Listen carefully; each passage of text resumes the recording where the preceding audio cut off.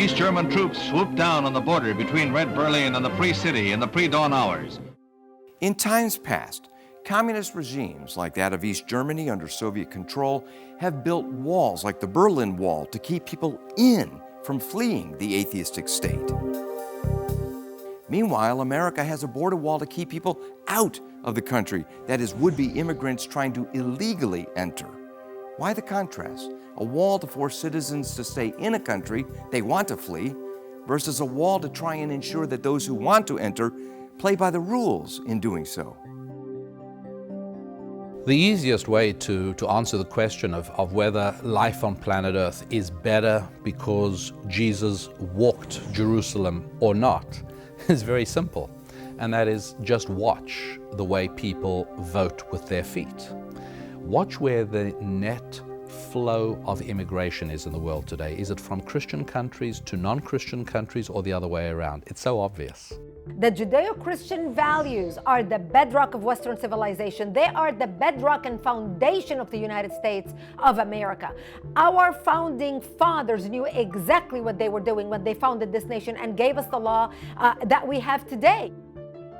America's foundation was from the start intended to be a biblical vision of society and life.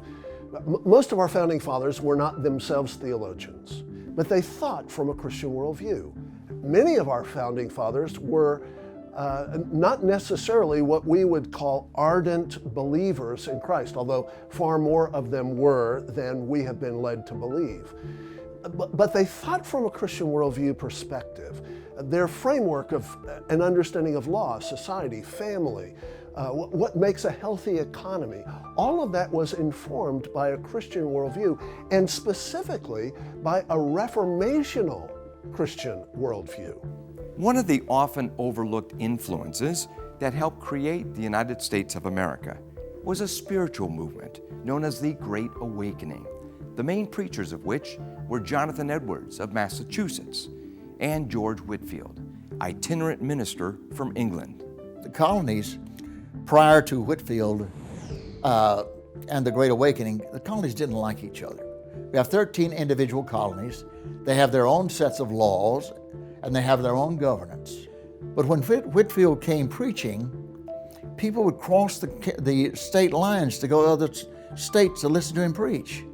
And as they heard the preaching together, that togetherness, they said, you know, these people are not so bad over here in South Carolina or in Georgia or in Pennsylvania. And so it began to becoming a united group after that. And so I could go on and on about Whitefield's preaching and who he was, but it continued on. In fact, that unification of America happened among those 13 colonies. And finally, of course, in the 1774 and 75, 76, they began to come together to form a union together. So that's where our union comes from, and it's the preaching of the Great Awakening. What are the intellectual sources that America's settlers and founders drew from that helped shape their political ideas? There have been studies that have been done that look at the influences that the founders drew on in their political writings.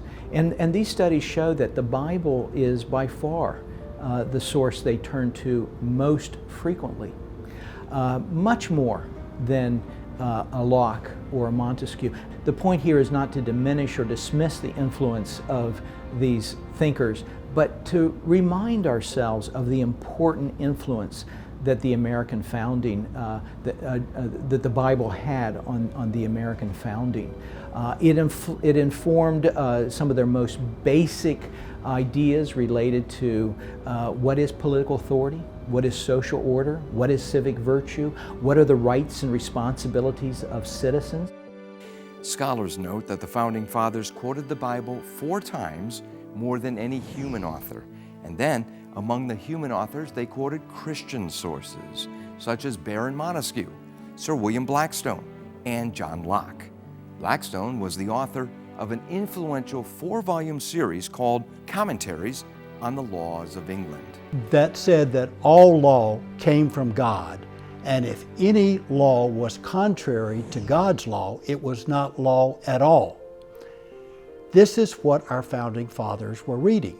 And Blackstone had such a profound impact in America that he is justified in being called the source of the philosophy of America in the Declaration of Independence.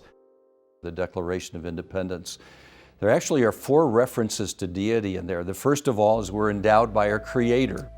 And then it says that He is the one who has endowed us with inalienable rights.